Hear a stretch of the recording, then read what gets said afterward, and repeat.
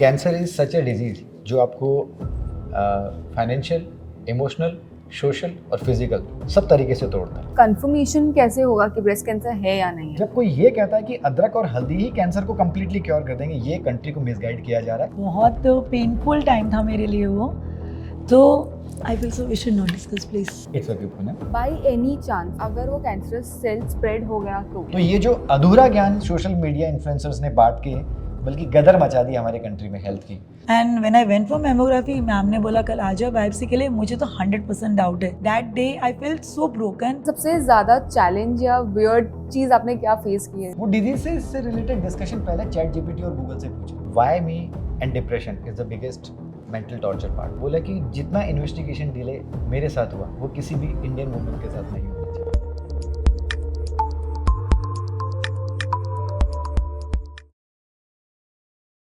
October is a breast cancer awareness month, but it's a topic we either brush under the carpet or discuss on surface level.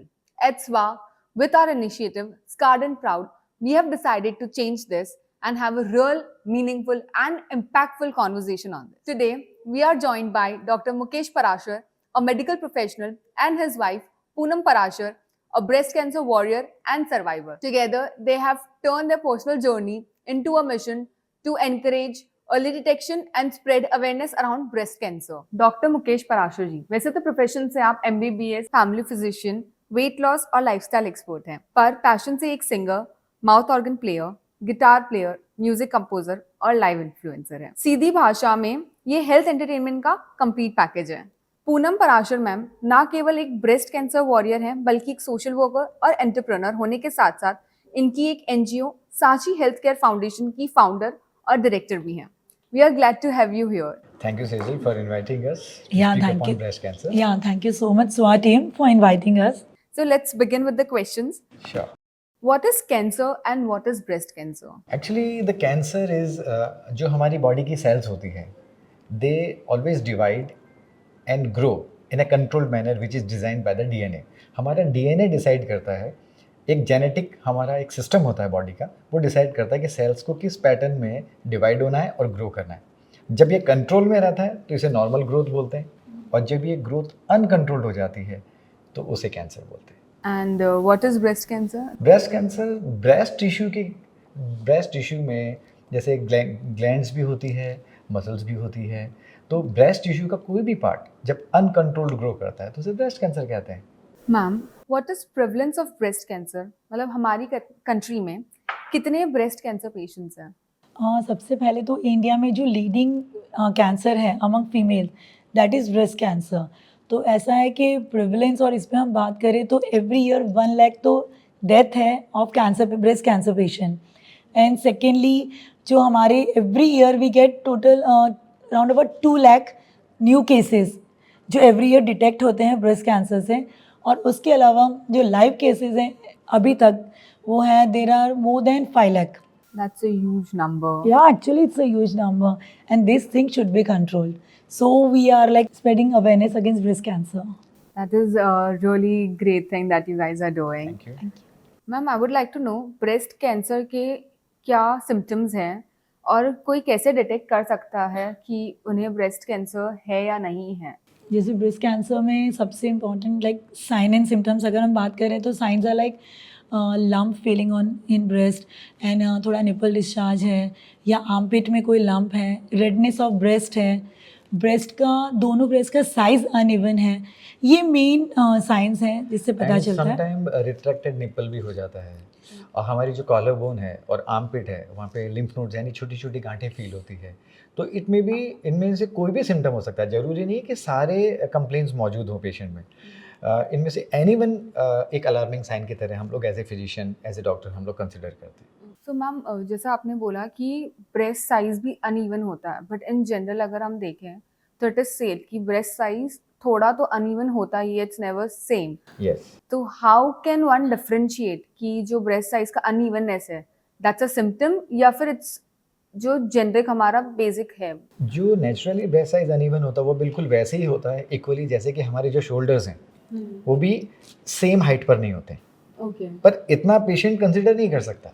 जब breast size grossly uneven होता है तब वो complain के तौर पे आता है। तो नॉर्मल जो डिफरेंस होता है उसको कंसिडर नहीं किया जाता। जब ग्रॉस डिफरेंस होता है तब पेशेंट खुद बोलता है कि सर मुझे ऐसा लग रहा है कि मेरे ब्रेस्ट साइज में अनइवननेस है, तब हम उसको सीरियसली लेते हैं। Now that we are discussing the breast cancer और उसके साइन एंड सिम्टम्स, इसमें कितने टाइप के ब्रेस्ट कैंसर होते हैं? यदि ग्रॉसली हम बात करें तो ब्रेस्ट कैंसर के 2 ही टाइप होते हैं, that is benign and malignant. क्योंकि ये प्रोग्राम एक आम इंसान के लिए है। यदि मैं उसकी सब डिविजन्स और क्लासिफिकेशन पे जाऊँगा तो मुझे ऐसा लगता है कि वो जो डिस्कशन है वो टुवर्ड्स मेडिकल प्रोफेशनल ही रह जाएगा। हम एक सीधी भाषा में बात करते हैं तो कुछ ऐसी गांठें होती हैं, कुछ ऐसे लंप होते हैं जो ब्रेस्ट टिश्यू तक ही लिमिटेड रहते हैं, उन्हें बेनाइन ब्रेस्ट कैंसर बोलते हैं और बेनाइन लीजन्स बोलते हैं। वो कभी कभी डेंजरस नहीं होते, कभी कभी तो कैंसरस भी नहीं होते। And for your information 80% breast lump benign ही होते हैं, कैंसरस नहीं होते, 80%। और जो रिमेनिंग होते हैं उनको मैलिग्नेंट बोलते हैं। मैलिग्नेंट का मतलब होता है वो अपनी जगह से दूसरी जगह भी शिफ्ट होते हैं वो, और उनके फिर अलग अलग सब टाइप्स होते हैं। मुझे नहीं लगता कि वो डिस्कशन पे आना चाहिए। हाल फिलहाल सिर्फ बेनाइन और मैलिग्नेंट पे बात करते हैं। बेनाइन यानी लोकलाइज्ड और मैलिग्नेंट यानी वो अपने ब्रेस्ट टिश्यू से बियॉन्ड भी जा सकते हैं। तो जो मेनाइन लम्प्स होते हैं उसे जब अगर हम डिटेक्ट कर लिया तो उसे रिमूव करवाना ज़रूरी है या we should let it be? Actually सबसे बड़ी बात जो है कि सबसे पहला इंपॉर्टेंट पॉइंट ये कि पेशेंट को, कंसल्टेंट को, एक्सपर्ट को मिलना ही चाहिए।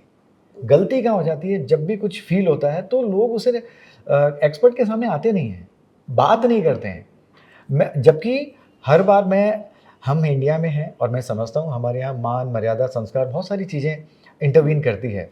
पर फीमेल को एटलीस्ट अपना फैमिली फिजिशियन कोई भी हो, मेल फीमेल, एटलीस्ट डिस्कस तो करना चाहिए। चेकअप तो बात की बात है कि करना है कि नहीं करना, वो तो फिजिशियन बाद में डिसाइड करेगा, पर एटलीस्ट डिस्कशन पार्ट तो फ्रंट में आना ही चाहिए जो आपका रेगुलर फैमिली डॉक्टर है। जो फर्स्ट कॉन्वर्सेशन है वो वो इनिशिएट फिर होना आगे चाहिए। डिसाइड करते हैं कि आपको गायनेकोलॉजिस्ट से मिलना है कि ऑन्कोलॉजिस्ट से मिलना है। वो आपको 100% अच्छे से गाइड कर सकते हैं। तो ये जो डिसीजन होता है ये फैमिली फिजिशियन का होता है। और अभी प्रेजेंट सिनेरियो में तो ब्रेस्ट सेल्फ एग्जामिनेशन, इनके बाकायदा ट्यूटोरियल्स हैं यूट्यूब पे, सोशल मीडिया पे, वो अपने को यूज़ करने चाहिए कि हमें सेल्फ ब्रेस्ट एग्जामिनेशन कैसे करना चाहिए। और फिर यदि कोई डाउट क्रिएट होता है तो एक्सपर्ट से राय ले लेनी चाहिए। सिंस जो सेल्फ एग्जामिनेशन की बात है, इसमें आप बता सकते हैं कि क्या चीज़ है जो कर सकते हैं घर पे ताकि इनिशियल स्टेज जो फर्स्ट डिटेक्शन होना चाहिए जल्दी से जल्दी वो हम कर सकें and we can move towards the second step. जैसा कि पूनम ने पहले बताया कि चाहे वो रेडनेस हो, स्वेलिंग हो, पेन हो, लम्प फीलिंग हो, नोडुलैरिटी फीलिंग हो या डिपिंग ऑफ द स्किन हो, कोई भी सिम्टम आए तो हमें उसको कंसिडर करना चाहिए। पर्टिकुलरली उन लेडीज़ में जिनकी एज 30+ है। 30-35+ वाली लेडीज़ को तो कभी लाइटली लेना ही नहीं चाहिए। जो रेयर इंसिडेंट्स होते हैं वो तो एक्सट्रीम फॉर एजेस में भी हमें मिलते हैं। मतलब 20 to 30 के बीच में भी मिलते हैं, तो 50-60 के अबव भी मिलते हैं। पर यदि ट्रूली बात करें जो कॉमन एज ग्रुप है उसमें कोई भी एब्नॉर्मेलिटी यदि ब्रेस्ट में डिटेक्ट होती है तो पेशेंट को उसको सीरियसली लेना चाहिए। रही बात सेल्फ ब्रेस्ट एग्जामिनेशन के, ये बहुत सिंपल होता है। इसके ट्यूटोरियल्स सोशल मीडिया पे है। आपको खड़े होके कैसे करना है, आपको लाइंग डाउन पोजीशन में कैसे करना है, कैसे सर्कुलर मूवमेंट्स अपने हाथ से खुद महसूस करने हैं, बहुत सिंपल इसके वीडियोस हैं जो आज की डेट में इतने, अब वो सरप्राइजिंग नहीं रहा, लोग बहुत एजुकेटेड हो चुके हैं। और ये मैं तो यही कहना चाहूँगा, ये सोशल मीडिया का बेनिफिट है कि इन चीज़ों को हमें यूटिलाइज करना चाहिए। तो प्रॉपरली लर्न करके, या अपनी जो रेगुलर गायनेकोलॉजिस्ट हैं, क्योंकि कई बार पेशेंट फैमिली फिजिशियन से इतना ओपन नहीं होता है इंडिया में, तो उनके साथ बात करके बाकायदा एग्जामिनेशन करवा लेना चाहिए सेल्फ ब्रेस्ट एग्जामिनेशन के बाद। तो आपको क्लियरिटी रहती है कि मुझे अब आगे बढ़ना है कि नहीं बढ़ना है। और जो ये एग्जामिनेशन है, because there is a age group जहाँ पे इसके होने के चांसेस ज़्यादा हैं, जी। तो ये एग्जामिनेशन कितना फ्रीक्वेंटली एक विमेन को करते रहना चाहिए अपनी लाइफ में, लाइक जो सेल्फ एग्जामिनेशन है? देखिए, सेल्फ एग्जामिनेशन तो ऐसी चीज़ है कि कोई इन्वेसिव टेस्ट तो है नहीं। वो कहते हैं ना, आप खुद ही कर रहे हैं, आप खुद के ही डॉक्टर खुद हैं, तो उसमें फ़र्क ही नहीं पड़ता। Every 3 month, every 4 month, every 6 month हम कर सकते हैं।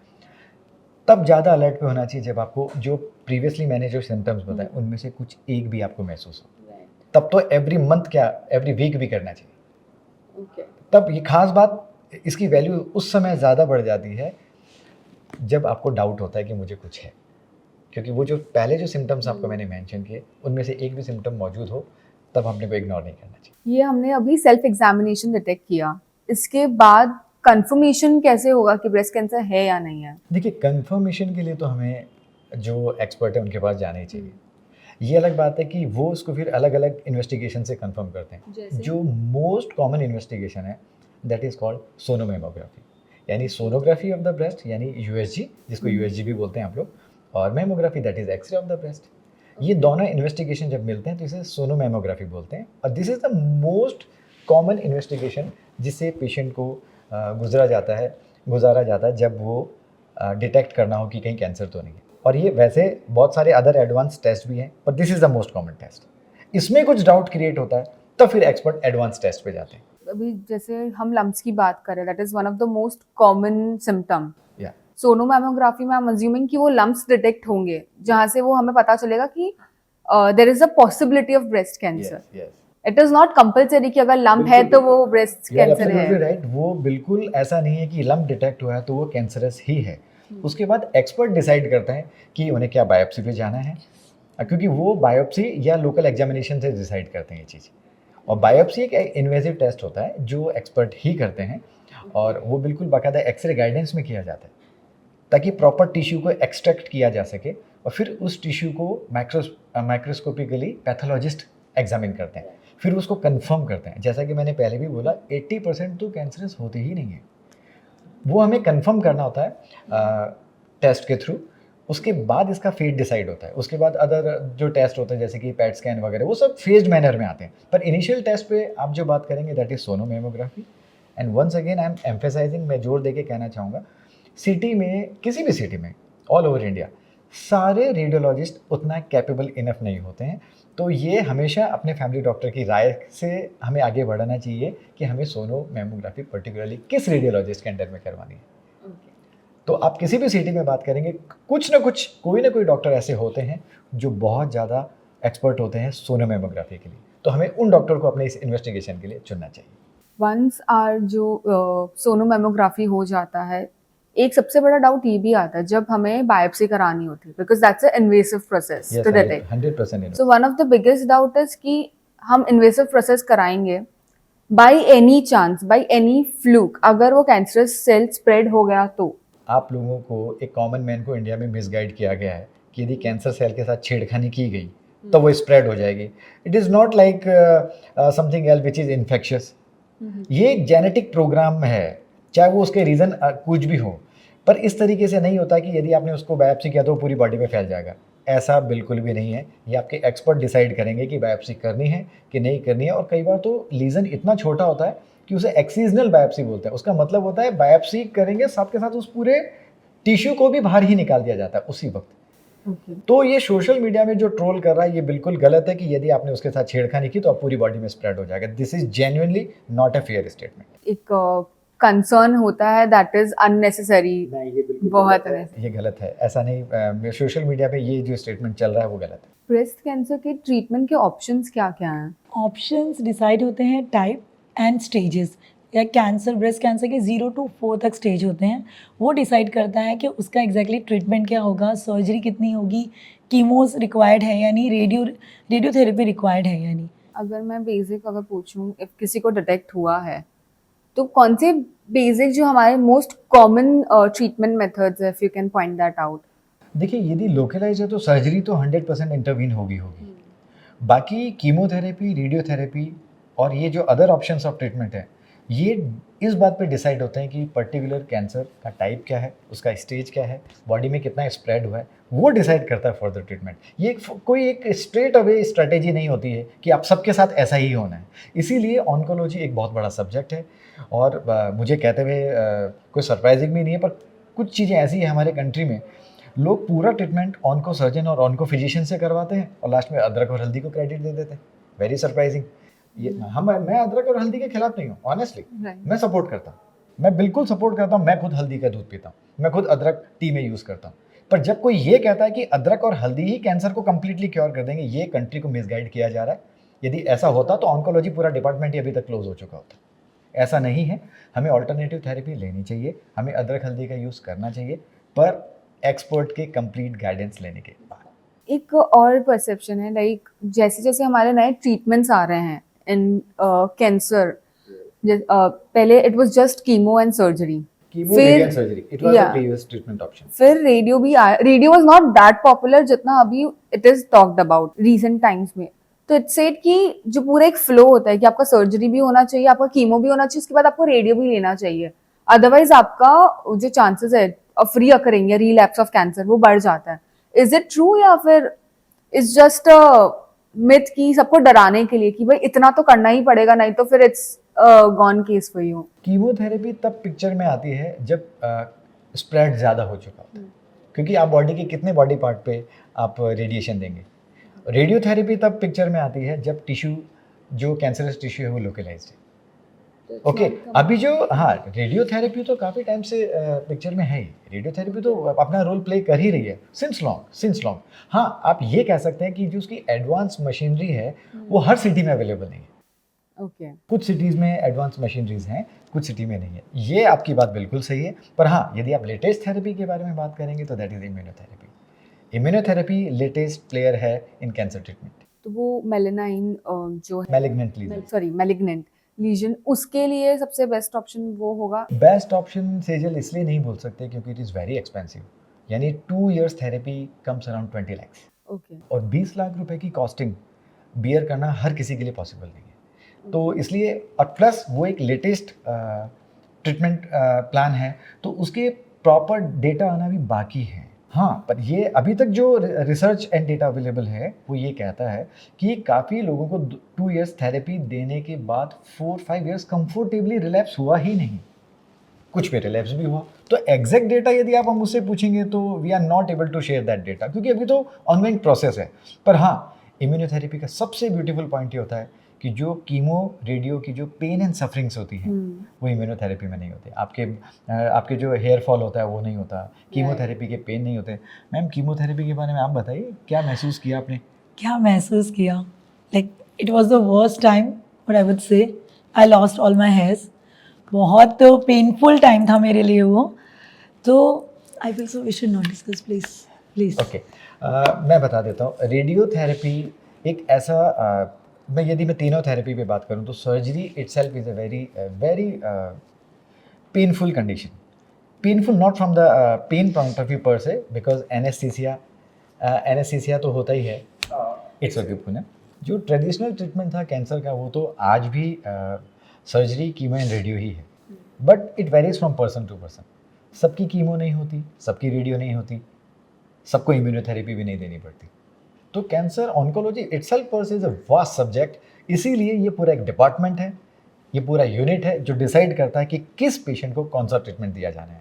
और जहाँ तक रेडियोथेरेपी की बात है, इसकी मशीन के स्टैंडर्ड्स भी सबके अलग अलग हैं और वो टाइम टू टाइम वेरी करते हैं. City to city, hospital to hospital vary करते हैं. तो हमें कहीं ना कहीं ये पूरा सब्जेक्ट एक एक्सपर्ट को देना चाहिए ताकि वो ये तय करे कि आपका जो पर्टिकुलर ट्रीटमेंट है वो किस पैटर्न पे होना है, किस मशीनरी के थ्रू होना है, किस कीमोथेरेपी के थ्रू होना है और किस सिटी में होना है.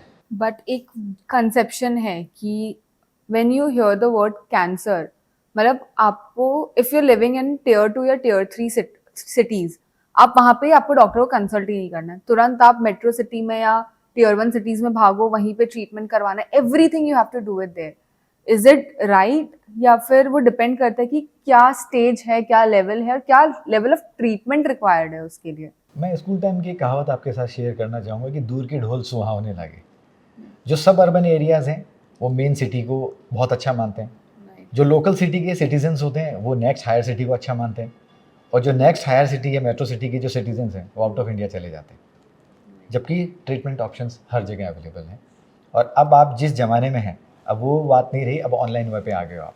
ऑनलाइन और एआई एक ऐसा ऑप्शन हो चुका है कि यदि आप विलेज में भी हैं पर यदि आपके पास कॉन्टैक्ट हैं तो आप मोबाइल के थ्रू आप ऑनलाइन कंसल्टेशन कर सकते हैं प्राइमरी लेवल पे कि कौन से इन्वेस्टिगेशन उसे उस particular local near by city में करवाने चाहिए और कौन से इन्वेस्टिगेशन के लिए मेट्रो या किसी बड़े सिटी में आना चाहिए.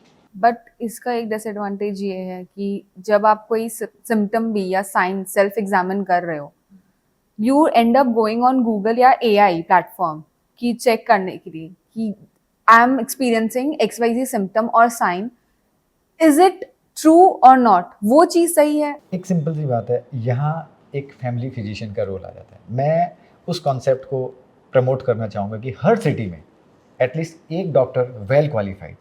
मुझे कहते हुए बड़ा दुख है 10 साल 10 घंटे लगातार पढ़ने के बाद एक MBBS डॉक्टर फ्रंट में आता है। मैं किसी को क्रिटिसाइज़ नहीं कर रहा हूँ, पर रातों रात हम मिसगाइड हो जाते हैं। तो हर एटलीस्ट इंडिया अब उस लेवल पर है कि हर सिटी में, विलेजेस में MBBS डॉक्टर्स की अवेलेबिलिटी है एटलीस्ट। तो आपको उन्हें ट्रस्ट करना चाहिए, उनसे अप्रोच करना चाहिए, दे विल गाइड यू। भले ही वो ऑन्कोलॉजिस्ट नहीं है, भले ही वो ऑन्को सर्जन नहीं है, पर वो आपके बेस्ट गाइड हो सकते हैं। आपको उन्हें ट्रस्ट के साथ, पूरे कॉन्फिडेंस के साथ अप्रोच करना चाहिए, आपके ही nearby. If I have to conclude this thing, जी। जो डॉक्टर्स का हम बात कर रहे हैं, फर्स्ट स्टेप तो हमें हमारे फैमिली फिजिशियन का ट्रस्ट करना चाहिए, and 100%, secondly 100%. Your experts, you should have blind faith on them if you are going for a treatment, तभी कोई चीज़ सक्सेसफुल होगी, if I put it that way. बिल्कुल। आज इंडिया में काफ़ी ऐसे सारे ट्रीटमेंट ऑप्शन है, मैं उनका नाम नहीं लेना चाहता, चलो रफली बात कर देते हैं। ये अदरक हल्दी भी उसी कैटेगरी में है। यदि इससे ट्रीटमेंट ऑप्शंस खत्म हो, अभी तक ऑन्कोलॉजी सब्जेक्ट ही क्लोज हो चुका होता है, पर कहीं ना कहीं एक बिलीफ सिस्टम काम कर रहा है। सारे कैंसर एक जैसे नहीं होते, तो सारे कैंसर हल्दी और इस प्रकार के ऑर्गेनिक प्रोडक्ट से ठीक भी नहीं होते, पर एक बिलीफ सिस्टम है कि मेरी बॉडी हील कर रही है, एंड बॉडी इस पॉजिटिव माइंड से हील होती भी है, पर एब्सोल्यूट नहीं, रिलेटिव। एब्सोल्यूट और रिलेटिव का डिफरेंस आपको मेंटेन करना पड़ेगा। तो जो एब्सोल्यूट रिलीफ है वो आपको प्रॉपर ट्रीटमेंट से लेना चाहिए, और जो रिलेटिव बेनिफिट है वो आपको इस प्रकार के किसी भी पॉजिटिव ट्रीटमेंट ऑप्शन से, चाहे वो ऑल्टरनेटिव थेरेपी हो या किसी प्रकार का कोई एल्कलाइन वाटर हो या वॉटेवर जो भी मार्केट में चल रहा है, आप उसको एक सब्स्टिट्यूट के तौर पर लेते हैं तो हम उसे गलत नहीं मानते, पर मेन ट्रीटमेंट से आपको डाइवर्ट नहीं होना चाहिए। आपकी जर्नी में आपने अपने आप को कैसे मोटिवेटेड रखा? ऐसा है कि कई बार आपके पास ना, यू डोंट हैव ऑप्शन, ठीक है। अब या तो लाइक यू क्राई, और बेटर है you fight your like war, cancer is a war, तो लाइक यू फाइट। एंड जब ऐसा सपोर्ट सिस्टम साथ में हो, like he is my biggest motivator हमेशा, like he was 24/7 with me, he knows my each pain what I went through. तो मुझे लगता है कि सबसे ज़्यादा तो मुझे उन्होंने मोटिवेट किया, and the family part come next, but yeah first है। मैम का मोटिवेशन तो आपसे आया, but I would want to understand how were you so strong throughout her journey, because when someone in your close one goes through this, कहीं ना कहीं आपका भी एक ब्रेक पॉइंट आता है। Mentally you also feel exhausted, you also feel weak कि why is this happening. मैं ये नहीं कहूँगा कि मर्द को दर्द नहीं होता है, पर हम लोग हाइड कर लेते हैं, क्योंकि इफ़ वी स्टार्ट क्राइंग तो पेशेंट और डिमोटिवेट होता है, तो वो चीज़ें हम लोग फ्रंट में आने ही नहीं देते। कोशिश हमारी यही रहती है कि जो हमारा दर्द है हम अपने फ्रेंड्स के साथ शेयर करें, अपने कलीग्स के साथ शेयर करें, पर पेशेंट के सामने हम बिल्कुल उसको मोटिवेटेड रखते हैं, और ऐसा महसूस करवाना चाहिए हर फैमिली मेम्बर को जैसे कि कुछ है ही नहीं। ये बहुत बड़ा पार्ट होता है, क्योंकि जो है उसको तो फेस करना है, you have no Right. Option, आपके पास ऑप्शन ही नहीं है। पर यदि आप उसको पॉजिटिव माइंड से फाइट करेंगे तो डेफिनेटली आप डिजीज़ को बहुत अच्छे तरीके से फाइट कर सकते हैं। ये तो आप लोगों ने एक दूसरे को जो मोटिवेट किया, and how you have supported her through out her journey and the way you have fought it, it's amazing. I would want to hear how are you motivating the other people out there who are fighting the same journey? या sometime I feel मेरे पास बहुत सारी queries आती हैं, calls आते हैं, like what they feel is they feel broken. And मुझे कई बार ऐसा लगता है कि फैमिली सपोर्ट जो होता है ना, वो लाइक आई फील जो biggest support apart from surgery and medical treatment. तो उन्हें क्या मतलब what they feel, sometime they feel कि यार फेलियर, व्हाई मी, ये वाले बहुत सारे क्वेश्चंस होते हैं, and they doesn't feel to go out, वो लाइक किसी को फेस नहीं करना चाहते हैं। तो they need a little bit, मतलब लाइक हम बोल सकते हैं काउंसलिंग, हम उनको काउंसल करते हैं। मतलब एक वीक ऐसा नहीं जाता जब हमारे पास ऑल इंडिया से कहीं ना कहीं, इंडिया के किसी कॉर्नर से फ़ोन नहीं आता। और why me and depression is the biggest mental torture part, कि मुझे क्यों हुआ। ये क्वेश्चन तो बहुत कॉमन क्वेश्चन है जो सब हम लोगों से पूछते हैं जब भी हमारे पास कॉल्स आते हैं। तो कुछ पार्ट ऐसा होता है, being a female is always more comfortable with females, तो ये वाला पार्ट पूनम कवर करते हैं। और जो मेडिकल पार्ट है, रिपोर्ट्स का एनालाइज करना, उनको स्टडी करना, अकॉर्डिंग टू द रिपोर्ट उनको कुछ एडवाइस करना, वो पार्ट मेडिकल पार्ट मैं कवर करता हूँ, और emotional and motivational part madam cover करते I can see that आपका एक NGO भी है, BCAC करके, हैं। या and through which you are doing it. आप मुझे उसके बारे में थोड़ा बता सकते क्रिकेट का हैं? इनिशियल पार्ट मैं टच करना चाहूँगा, क्योंकि मुझे आज भी वो दिन याद है जब 8 आवर्स 10 आवर्स की सर्जरी की जर्नी के बाद, जब नेक्स्ट डे जो ब्रेस्ट से जो लीकिंग होता है फ्लूइड का, तो ड्रेन पाइप लगा रहता है ब्रेस्ट टिश्यू में, और वो जो भी सीरम होता है, ब्लड होता है जो वहाँ पे एक्यूमुलेट हो जाता है, इकट्ठा हो जाता है, वो उस ड्रेन के थ्रू पास होता है। उस पार्ट में नेक्स्ट मॉर्निंग जब पूरे दिन सर्जरी चली और नेक्स्ट मॉर्निंग में रूम में था, तो ये बैठे बैठे कुछ सोच रही थी और सोशल मीडिया पे कुछ सर्च कर रही थी। तो मैंने पूछा कि उस वक्त एक पोजीशन बोलने वाली भी नहीं थी। मैंने पूछा क्या कर रहे हो? तो बोला कि मुझे कुछ करना है। मैंने कहा क्या करना है?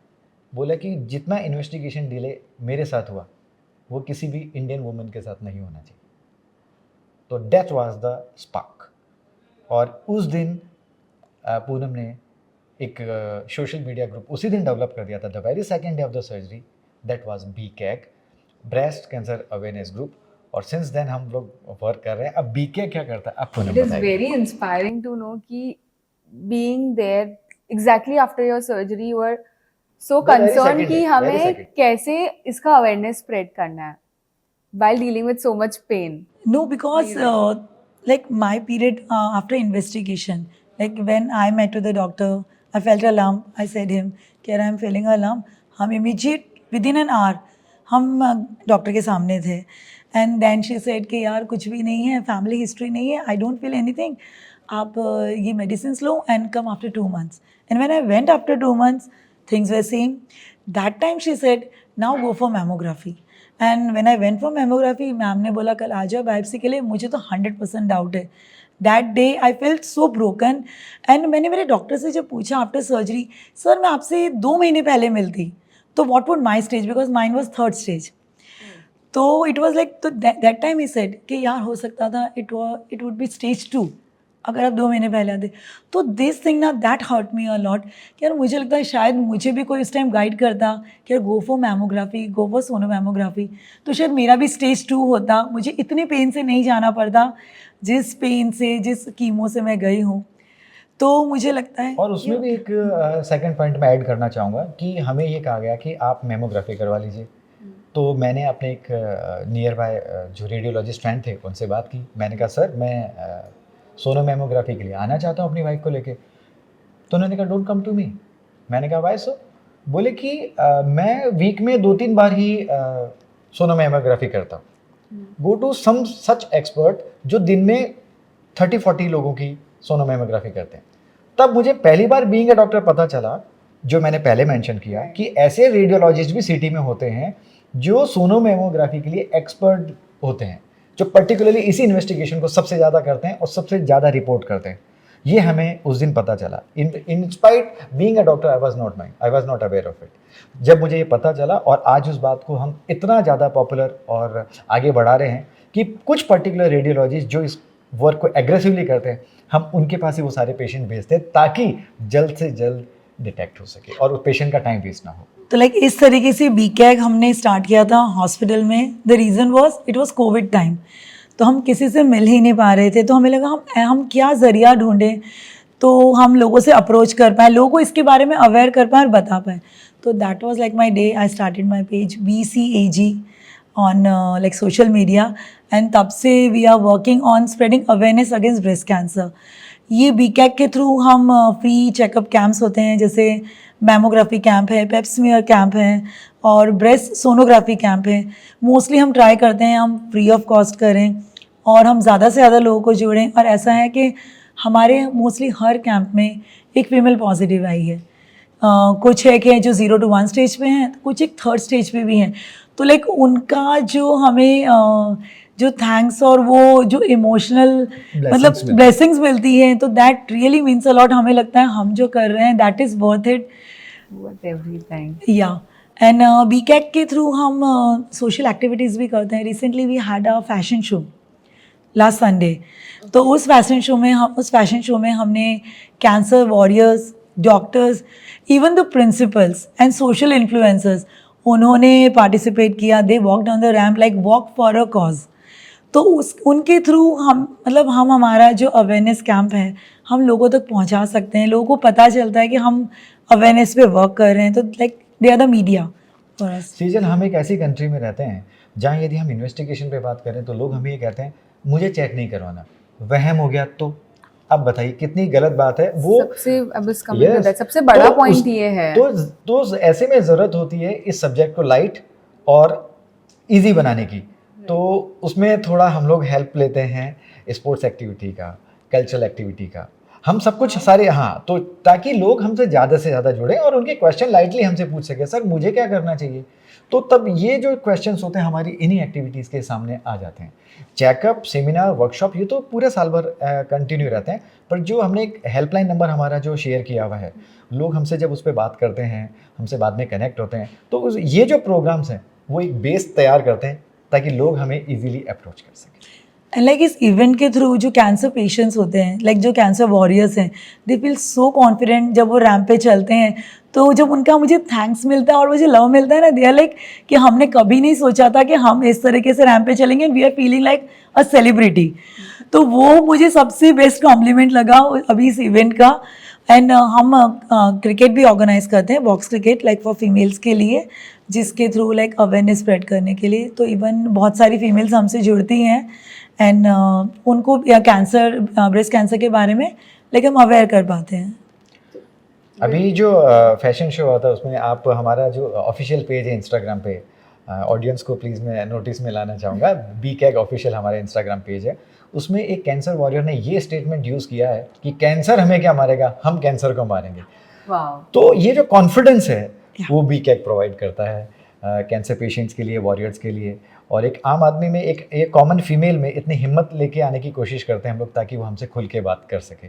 और जहाँ तक मैम ने बताया कि जो प्रिंसिपल्स हैं उनको इस प्रोग्राम में लाने का एक ही रीज़न था, अब हम उन्हीं प्रिंसिपल्स को फिर से अप्रोच करेंगे और ब्रेस्ट कैंसर अवेयरनेस पे हम क्विज कॉन्टेस्ट रन करने वाले हैं। तो जो किसी भी लिमिट को क्रॉस करेगी वो सिटी वाइज, स्टेट वाइज, वो नेशन वाइड भी जा सकती है, जहाँ तक वो क्विज हम लेके जा सकते हैं To spread more बिल्कुल awareness बिल्कुल, बस उसका around रीज़न the ये था, same. प्रिंसिपल्स को हमें साथ में लेने का एक ही रीज़न था कि अब उन्हें हम अप्रोच करेंगे और इस क्विज कॉन्टेस्ट को प्ले करेंगे, बाद में जो इनके विनर्स होंगे उनको हम ऑनर भी करेंगे। ये सब चीज़ें अब आने वाले टाइम में प्रोग्राम में होने वाली है। That is a very interesting approach and very interesting way to spread the awareness around the breast cancer. But I would like to come back to the point जो मैम आप बता रहे थे, the kind of emotional support that you guys provide through your NGO. एक हो गया कि आपने emotional support provide किया, but how important is the emotional support from the family's end for a patient to deal with the entire journey? Yeah, I feel so family is the biggest support.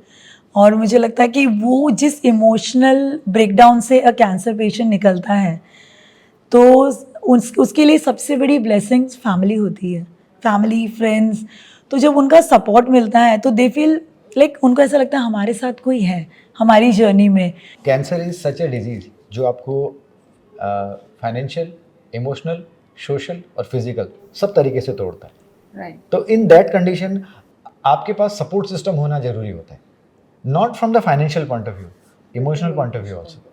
So Poonam is blessed in such a way कि न केवल family support मिला, जब mask लेके पूरा India घूम रहा था तब इनकी फ्रेंड्स ओपन में छत पे जाके अपनी फ्रेंड को मिलने आई थी। वो मुझे, क्योंकि चेयर अरेंजमेंट मैंने ही किया था, क्योंकि मैंने कहा था प्लीज Social distancing. क्योंकि सोशल डिस्टेंसिंग भी रखनी थी और कोविड प्रोटोकॉल भी फॉलो करने Surgery थे थी। और इमोशनल सपोर्ट भी देना था। तो वो मुझे दिन आज भी याद है। तो फैमिली मेंबर भी काउंट करते हैं, आपके फ्रेंड्स भी काउंट करते हैं, आपके Each and डॉक्टर्स भी। every person in your Yes, life yes, around yes, that yes. time. Yeah, my जिनके भी kids- आपके my surrounding kids में जो भी also. हैं, बिल्कुल बिल्कुल, जो भी आपके सराउंडिंग में है सबका सपोर्ट आपको मिलना चाहिए। Now it is obvious कि कितना हर एक part matters when you are going through the journey. Yes, of course. I would like to circle back to the another part जो आप camps arrange कर रहे हैं।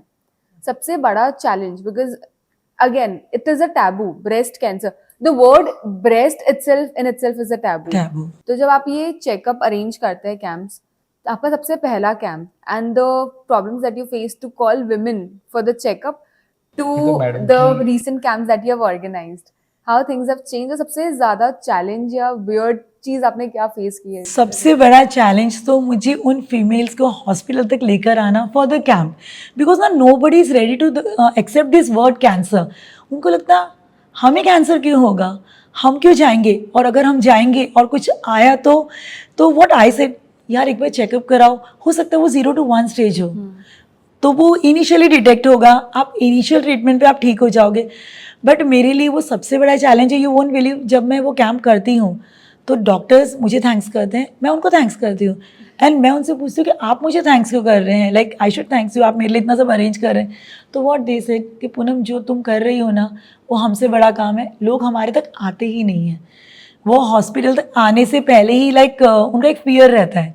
जैसे आपने बोला ब्रेस्ट वर्ड टैबू, राइट. तो ऑफ कोर्स वो लोग ये वर्ड जनरली मुझे लगता है बोलते भी नहीं होंगे, हाँ. है ना. एंड कैंसर वर्ड जैसे पुराने लोग जो बोलते थे कैंसर वर्ड भी नहीं बोलो बोलते, मत, वो negative energy नेगेटिव लाता है. Energy. Yes, and yes, what they true, very से true. बड़ी बीमारी, इस वर्ड को बोलते थे बड़ी I बीमारी. feel वो अभी भी ये चीज है, बड़ी Yeah, बीमारी, still, instead still. of addressing So we it both are that way. trying to create a bridge between hospitals and the patients. Yeah. तो वो एक ब्रिज की तरह हम लोग काम कर रहे हैं. और यदि आप लोगों की गुड विशेस रही तो इस वर्क को बहुत आगे पैन इंडिया लेके जाएंगे हम लोग. Definitely this needs to go pan India और I would say worldwide as well, क्योंकि ये ऐसा नहीं है कि हम यहीं फेस करें, it's everywhere and awareness needs to be everywhere. 1 in 20 women is in danger of breast cancer. यदि कहीं पे 28 महिलाएं खड़ी हैं, लेडीज हैं, तो उसमें से एक को ब्रेस्ट कैंसर का डेंजर है. तो ऐसे में इस सब्जेक्ट को लाइटली तो लेना ही नहीं बिल्कुल भी चाहिए. नहीं. अब यानी एक आम इंसान को फ्रंट में आना ही पड़ेगा यदि ब्रेस्ट कैंसर से फाइट करना है. बट अगेन आई फील एक सबसे बड़ा इशू ये है कि फर्स्ट इनिशियल चेकअप भी इसलिए काफ़ी लोग डरते हैं क्योंकि फाइनेंशियल इशू आता है. The treatment itself is very heavy financially. तो आप जब भी किसी को कन्विंस करते हैं आपके कैंप्स के लिए भी, उनका एक तो टैबू है दैट इज़ देयर, दूसरा जो अननेसेसरी स्ट्रेस है अगर डिटेक्ट हुआ, and third is the financial leg of it. तो how can someone deal with the financial leg of it? सिजिल यही एक पॉइंट था जिसको हमें टच करना था. यदि जब हमने फाउंडेशन अपना बनाया तो हमारे पास 2 चॉइस थी, या तो हम कैंसर पेशेंट की फंडिंग करते या अवेयरनेस पे वर्क करते. तो इसमें 2-3 पॉइंट मैं हाईलाइट करना चाहूँगा आपके सामने. फर्स्ट कि हम अवेयरनेस के थ्रू इतना जल्दी डिटेक्ट कर लें कि उसका एक्सपेंस ही मिनिमाइज हो जाए. राइट. तो ये भी तो एक बहुत बड़ा स्टेप है. डेफिनेटली. तो इस तरीके से हम उसको कंट्रोल करते हैं एक्सपेंस को. Second, thanks to the government, मैं गवर्नमेंट को थैंक्स करना चाहूँगा कि जब से ये आयुष्मान और ये जो आयुष्मान कार्ड और ये जो बनने लगे हैं, गवर्नमेंट ने भी बहुत बड़ा सपोर्ट सिस्टम कंट्री को दिया है, बहुत बड़ा. तो थैंक्स टू गवर्नमेंट कि उन्होंने ये सारी फैसिलिटीज़ दी है.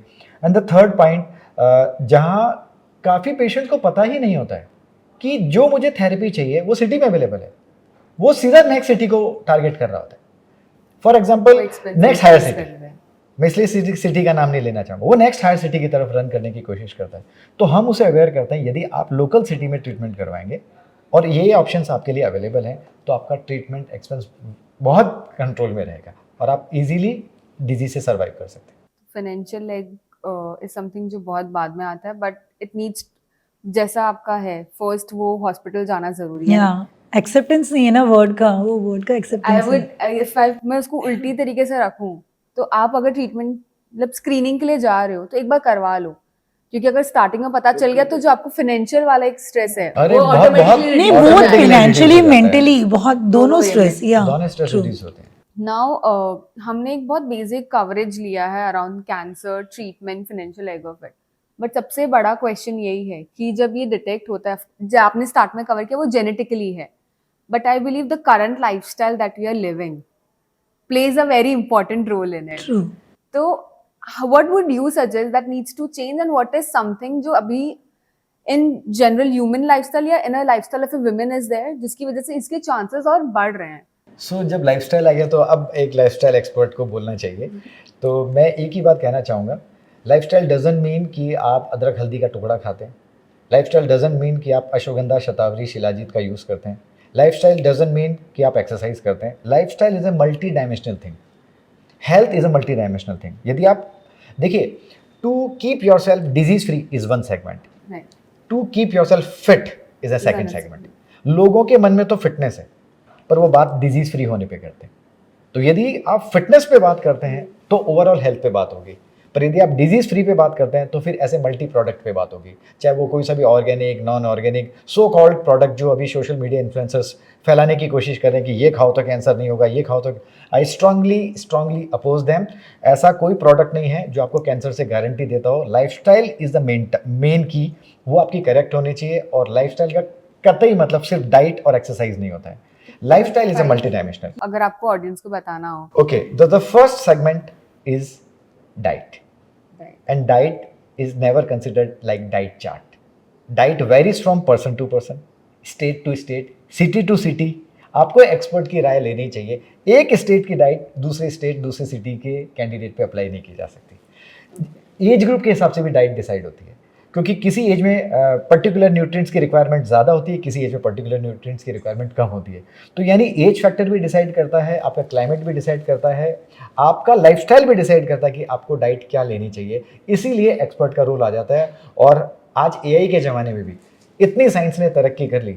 मैं सेजल आपसे स्ट्रेट अवे क्वेश्चन पूछना चाहूँगा, कोई ऐसा डाइट चार्ट है जो आपने वायरल होते हुए देखा हो सबके मोबाइल पे? नहीं। न कभी हुआ न कभी होगा, क्योंकि डाइट चार्ट जैसी कोई चीज़ होती ही नहीं है। फर्स्ट थिंग तो यानी डाइट पार्ट कवर हो गया। उसके बाद आता है second is exercise. Again exercise भी डिपेंड करती है आपकी एज क्या है, आपका वेट क्या है, आपकी डिजीजेज एग्जिस्टिंग क्या है, सीजन क्या है और आपके पर्सनल इंटरेस्ट क्या है। फॉर एग्जाम्पल, आपको पसंद है पिकल बॉल खेलना और मैं आपको इंसिस्ट कर रहा हूँ कि आप जुम्बा करिए, वो दिस match ही इज नहीं होगा। Genuinely, this is not justice. सारे वर्कआउट फॉर्मेट अच्छे हैं, सभी अच्छे हैं, पर वो दिल से निकलने चाहिए। यदि आप मुझसे पूछेंगे सर कौन सी एक्सरसाइज सबसे अच्छी है, तो वो एक्सरसाइज सबसे अच्छी है जो आपके दिल से निकलती है। आप दूसरों को कॉपी मत करिए। हो सकता है किसी के लिए जिम अच्छा हो और किसी के लिए नहीं, तो आपको वो करना चाहिए जो आपके दिल से निकले। तो डाइट एंड एक्सरसाइज हो गई। और अभी जिस थर्ड पार्ट को मैं टच करने जा रहा हूँ वो इस जनरेशन का सबसे वीकेस्ट पॉइंट है, that is mental health and sleep. Right. Diet and जो जितनी भी सडन डेथ आप लोग जो देख रहे हैं उसके पीछे आपकी स्लीप और मेंटल हेल्थ का बहुत बड़ा रेशो है। एक पर्सन है वो डाइट में पर्टिकुलर है, एक्सरसाइज बहुत अच्छे से करता है, पर वो 3 बजे सोता है, वो सुबह 7 बजे उठ जाता है, तो उसकी मेंटल हेल्थ कॉम्प्रोमाइज्ड है। और brain is a master control of each and every body part. यदि आपने उसको छेड़ा है, उसकी स्टेट का ख्याल नहीं रखा, उसकी हेल्थ का ख्याल नहीं रखा है, तो सब कुछ करते हुए भी आप ओवरऑल हेल्थ से वंचित हो सकते हैं। एंड समटाइम्स मैं बहुत ज़्यादा हाईलाइट करता हूँ, लोग मुझे पूछते हैं सर हेल्दी लाइफस्टाइल में यदि किसी का स्लीप क्वालिटी, कोई 6 आवर स्लीप ले रहा है, 6 to 7 आवर जो मेडिकली रिकमेंडेड है, डाइट भी अच्छी ले रहा है और एक्सरसाइज भी कर रहा है, तो अब तो लाइफस्टाइल ठीक है ना? नो। अब बात आता है जो लास्ट एंड बिगेस्ट फैक्टर है, नॉर्मल वेट एंड टाइमिंग। यदि आप सब कुछ कर रहे हैं पर आपका वेट नॉर्मल नहीं है, आपकी टाइमिंग करेक्ट नहीं है, आपके सारे एफर्ट बेकार Timing हैं। as in? ओके, बहुत मैं चाह ही रहा था कि आप ये वर्ड को टच करें। तो एक काम करिए सेजल, मैं आपको एक टास्क देता हूँ। आप एक काम करिएगा, एक बार कुलचे छोले या कोई दाल बाटी चूरमा, ऐसी कोई हैवी डिश आप सुबह 10 बजे खाइए और 2 दिन बाद रात को 10 बजे खाइए। समय की कीमत आपको एक ही टास्क में पता चल जाएगी। क्या फूड आइटम किस टाइम पे कंज्यूम यस, करना चाहिए इट्स वेरी ताकि इंपॉर्टेंट diet कि आप किस वक्त adjust हो खाते सके। हैं। मैं आपको ओपनली बोलता हूँ, जिस दिन आप रात को 10 बजे खाएंगे, आपको उस दिन पहली बार समय की कीमत पता चलेगी। और आज मैं आपके इस प्लेटफॉर्म से, थैंक्स टू यू द स्वा ग्रुप, कि आपने हमें चूज़ किया कि मैं लाइफस्टाइल पे बोलूँ। मैं ओपनली बोलता हूँ कि जिस दिन लाइफस्टाइल की कीमत कंट्री समझेगा या हमारी बात को वैल्यू करेगा, उस दिन सभी पार्टीज़ में गाला डिनर नहीं, गाला लंच होंगे। तब मेन मील लंच पे शिफ्ट हो जाएगा। और थैंक्स टू जैन समाज कि उन्होंने सबको समझाने की कोशिश की, लोग भूल गए। तो जैनिज्म में ये बात बहुत वैल्यू रखती है और मैं एक्सेप्ट करता हूँ, हर समाज ने हमें कुछ ना कुछ अच्छा दिया है। तो जैन समाज के लोगों से हमें सीखनी चाहिए कि समय की कीमत क्या है और खाना समय पे खाना चाहिए। डाइट, एक्सरसाइज, मेंटल हेल्थ, आपने ये पॉइंट्स कवर एंड इनके timing and normal weight, timing and normal weight को कंट्री मिस कर रहा है। राइट। यदि कोई ओबेस है, वो ओबेसिटी पे उसका फोकस ही नहीं है, 80 kg 90 kg मेंटेन कर रहा है। हम एक ऐसे एरा में जी रहे हैं जहां लोग 80-90 kg को नॉर्मली ले रहे हैं।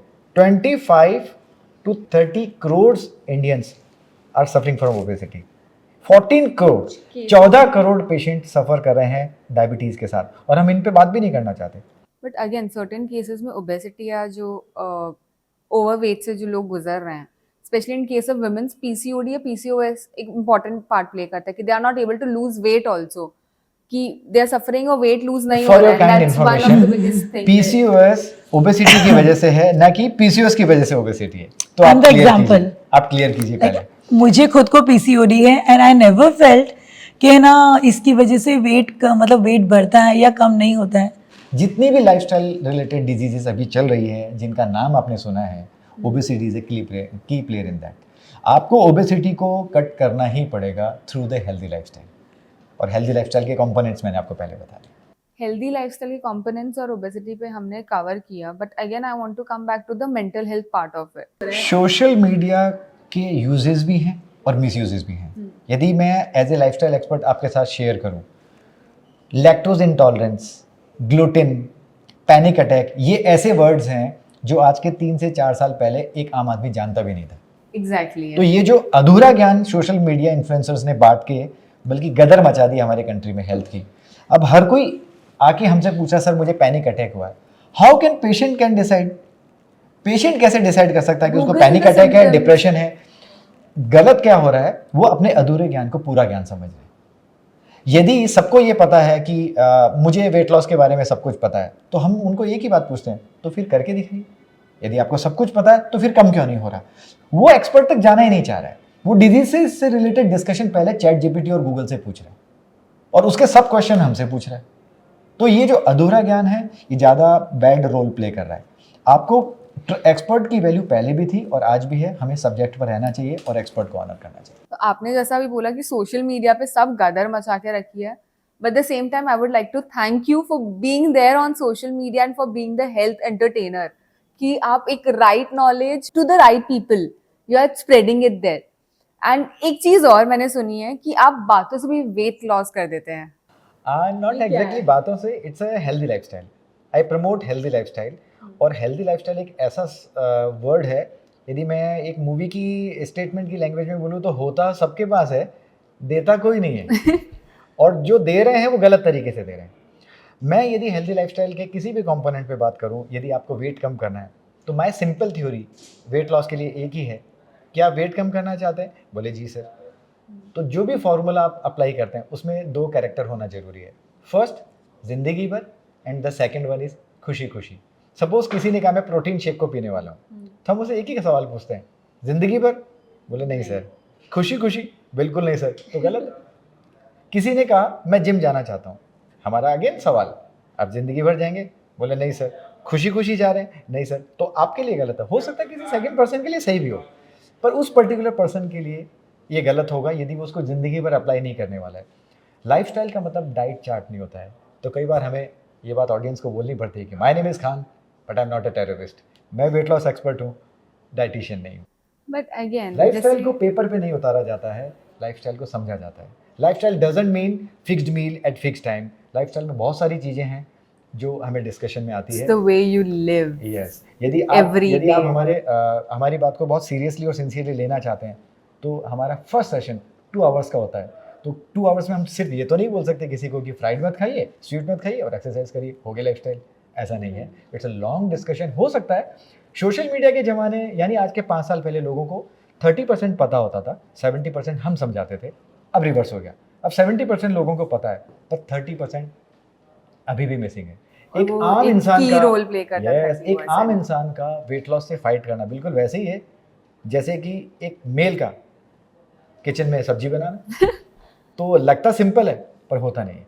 यदि हम लोग जब किचन में आ जाएंगे और कभी मैडम ने इंस्पायर कर दिया कि आज आप बना के दिखाइए, तो दिखने में तो सारे मसाले की नॉलेज हमको भी है, किसको हल्दी बोलते हैं, किसको राई बोलते हैं, किसको जीरा बोलते हैं, पर हम बना नहीं सकते ना। तो वैसे ही एक आम इंसान को लाइफस्टाइल को पूरा समझना चाहिए और उसको अप्लाई करना चाहिए। आई थिंक जो आपने कहा कि एक हेल्दी लाइफस्टाइल को समझना इज इक्वल टू एक आदमी का किचन में खाना बनाना। And I believe now men are cooking. तो वो चीज चेंज हो रही है। तो आई एम होपिंग कि जो हमारा एक हेल्दी लाइफस्टाइल का कॉन्सेप्ट है जो बहुत ऐसे सरफेस लेवल पे हो गया, वो भी चेंज होके टुवर्ड्स द प्रॉपर फॉर्मेट में जाएगा। 100% And और people हम will- उसको लेके आ रहे हैं प्रॉपर फॉर्मेट से। And that is where your social media page, Health Entertainer, comes in to help people. I would like to emphasize on it again so that more and more people go follow you and see your content and learn more about the healthy lifestyle in a proper and truest form. Yeah. So we are towards the last leg of our podcast, but there are 2 things that I want to ask you. While I was introducing you, there was a mention that you are a live influencer and health entertainer. आप इसके बारे में मुझे थोड़ा और detail में बताइए।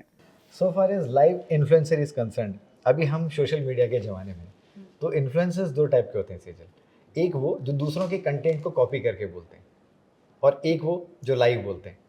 Live बोलने में एक बहुत बड़ा चैलेंज ये होता है कि आपको उस सब्जेक्ट पर प्रॉपर ग्रिप होना चाहिए, यानी आपको कंपल्सरी उस सब्जेक्ट का एक्सपर्ट होना ही पड़ेगा। तो जो लाइव इन्फ्लुएंसर्स होते हैं वो सब्जेक्ट के प्रॉपर ट्रेन पर्सन होते हैं, और जो सोशल इन्फ्लुएंसर होते हैं वो हो भी सकते हैं और नहीं भी, हो वो कोई सकते हैं। ज़रूरी नहीं है। पर यदि हाँ, तो इसलिए देयर इज अ डिफरेंस। जो लाइव इसमें इन्फ्लुएंसर्स होते हैं वो सोशल मीडिया इन्फ्लुएंसर भी हो सकते हैं, पर ये कोई ज़रूरी नहीं है जो सोशल मीडिया इन्फ्लुएंसर हो वो लाइव में भी उस कंटेंट को एलैबोरेट कर सके और आपके साथ 1 घंटे 2 घंटे बात कर सकें, क्योंकि कंटेंट उनका खुद का नहीं होता। This is the difference between live influencer and social media influencer. But offline events में आप क्या कर रहे हैं that is bringing a major change in the country? जब हम छोटे थे तो एक गाना सुना करते थे कि सुख में सब साथी दुख में न कोई। मैं आपको भी एक एग्जांपल देता हूँ। यदि आप पार्टी करेंगे तो बहुत सारे फ्रेंड्स को बुला सकते हैं, डेफिनेटली। पर जब कभी आपके साथ कोई मेडिकल इमरजेंसी होगी सिर्फ एक या दो ट्रू फ्रेंड आपके साथ में होंगे। ये बात आप मानते हैं? 100%। तो वैसे ही इस सब्जेक्ट को एलेबोरेट करने के लिए अब ऑडियंस तक मास लेवल पे कैसे जाया जाए और उनको बांधा कैसे जाए। प्रोग्राम तक लाना तो बहुत आसान है। हमारे जितने भी हेल्थ अवेयरनेस के प्रोग्राम होते हैं जो अदर हेल्थ एक्सपर्ट भी कर रहे हैं वो प्लेटफॉर्म तक तो ले आते हैं, उनको सस्टेन नहीं कर पाते। तो हमने हमारी सारी स्किल्स को इस प्रोग्राम में यूज़ किया है। मैं ऑफिशियली सिंगिंग भी करता हूँ, गिटार भी प्ले करता हूँ, माउथ ऑर्गन भी प्ले करता हूँ, Wow. Sometime stand up comedy और मिमिक्री भी कर लेता हूँ। तो ये जो वर्ड है हेल्थ एंटरटेनर, इसकी सारी स्किल्स को हमें उस वक्त स्टेज पर ऑडियंस के बीच में लाना होता है और उसको इस तरीके से प्रोग्राम को रन करना होता है कि ताकि ऑडियंस बीच प्रोग्राम में छोड़ के ना जाए। इसलिए हमने हेल्थ हाउसी को इनोवेट किया और हेल्थ हाउसी एक ऐसा इवेंट है जो कंट्री के लिए डॉक्टर्स हेल्थ हाउसी उसके इवेंट का टाइटल है और ये totally songs, poetries and stand up comedy पे रन होता है। वाह। तो आप जो ये हेल्थ हाउस ऑर्गेनाइज करता है ऑफलाइन, आपने कितने इसकी इवेंट्स किए हैं एंड सबसे मेमोरेबल पार्ट क्या रहा है इसका? Because it's a very innovative concept all together. ये लास्ट ईयर इंट्रोड्यूस हुआ है, तो अभी तो हाल फिलहाल 15 to 20 शोज इसके हुए हैं। वाओ। पर हाँ, इतना मैं जरूर आपको बोलूँगा कि इसका सबसे इंटरेस्टिंग पार्ट ये होता है कि बिकॉज जब हम छोटे छोटे गिफ्ट्स और सरप्राइज गिफ्ट्स एंड क्वेश्चन पे गिफ्ट्स, मतलब हम अल्टीमेटली इस प्रोग्राम को इंटरैक्टिव बनाते हैं। ये वन वे प्रोग्राम नहीं है। इसमें हम छोटे छोटे क्वेश्चंस, साइंटिफिक क्वेश्चंस ऑडियंस से पूछते हैं, उनको ऑनर करते हैं, उनको गिफ्ट देते हैं। तो मतलब प्रोग्राम को इस तरीके से डिज़ाइन किया गया कि जब तक ये एंड नहीं होता कोई जाता नहीं है। और वही इसका सबसे ब्यूटीफुल पार्ट है कि जब तक प्रोग्राम एंड नहीं होगा तब तक लोग हमारे साथ बंधे हुए रहते हैं और मैं 1-to-1 इंटरेक्शन उनके साथ करता रहता हूँ। That is amazing. तो हेल्थ भी और मैसेज भी, यानी एंटरटेनमेंट और हेल्थ मैसेज भी, इसलिए एक हेल्थ एंटरटेनमेंट का ये इवेंट कहलाता है क्योंकि इसमें एंटरटेनमेंट के एस्पेक्ट एस्पेक्ट भी हैं और नॉलेज भी है। बहुत ब्यूटिफुली आपने क्यूरेट किया एंड इस फास्ट फॉरवर्ड लाइफ में to give people a pause and teach them about health. It's a very beautiful concept towards that. And I've also learned that you have written 2 books on the entire bit. आप मुझे उसके बारे में थोड़ा कुछ बताइए। मैंने 2 बुक लिखी है एंड एक बुक की इंस्पिरेशन आपके सामने है क्योंकि उस बुक का नाम जो स्पार्क ऑफ लाइफ है, वो स्पार्क ऑफ लाइफ इसीलिए है क्योंकि जो स्पार्क मिला जब फैमिली में कैंसर ने एंट्री की, तब मुझे लगा कि अब न सिर्फ क्योंकि मुझे पूनम ने इंस्पायर किया कि मेरे लिए आपने इस पूरे एंटायर जर्नी में बहुत कुछ किया, अब कंट्री के लिए करो। तब मुझे लगा कि मैं कैसे आगे बढ़ूँ। तब सबसे पहले हमने बुक लिखी और हमारे हर प्रोग्राम में वो ऑनररी कॉम्प्लीमेंट्री डिस्ट्रीब्यूट होती है। उस बुक का नाम है स्पार्क ऑफ लाइफ। वो पूरा ब्रेस्ट कैंसर अवेयरनेस पर ही है।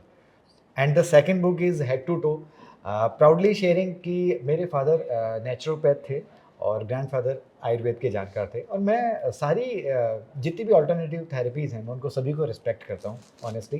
तो मेरे फादर की इंस्पिरेशन थी कि हेल्दी लाइफस्टाइल पे कुछ कंटेंट मेडिकल साइंस के साथ मर्ज करके कंट्री को दिया जाना चाहिए ताकि वो दोनों को समझ सके। तो इसलिए बुक हमने हेड टू टो लिखी। हेड टू टो का मतलब है सिर से लेकर पैर तक। यूँ देखा जाए तो पंगा लेने वाली बुक है ये मेडिकल प्रोफेशनल्स के लिए। डॉक्टर से दूर रहने के 100 उपाय। हाँ, आप एक डॉक्टर हो के आप डॉक्टर से तो रहने के 100 100 habits, उपाय। that is 100 healthy habits that keeps you away from disease, drug and doctors. That is the title of the book, Head to Toe. And if anyone wants to buy these books from where they can hall they फिलहाल get तो it? ये हमारे city में ही available है सूरत में। जो लोग हमसे कांटेक्ट करेंगे हम उनको कुरियर करवा देंगे। पर हाँ, फ्यूचर में बहुत जल्दी इसके दोनों एडिशन अमेजोन पर आ जाएंगे next year. Congratulations Thank on you. that. This conversation has been very much insightful and we got to learn so much. आप एक लास्ट टेक अवे मैसेज क्या देना चाहेंगे हमारे ऑडियंस को? From my side, strictly follow the healthy lifestyle, and if in spite of all efforts, cancer or any other lifestyle related disease hits you. Like I feel the best word is early detection save lives in breast cancer. So I feel go for regular checkups and especially I would say कि जो 35 years के plus जो females हैं every year go for mammography, normal routine test, go to gynec and please सबसे important है don't be shy. जो भी है like share with your doctors or friends or whoever you feel comfortable. सो हम इस चीज़ को थोड़ा सॉर्ट कर पाएंगे और हम इनिशियली इस चीज़ को डिटेक्ट कर पाएंगे this is the thing Thank you so much, sir. Thank you so much, ma'am, for your valuable time and sharing your knowledge with us and guiding and spreading so much awareness around this issues and topics with all of us. Thanks to you also, Sejal.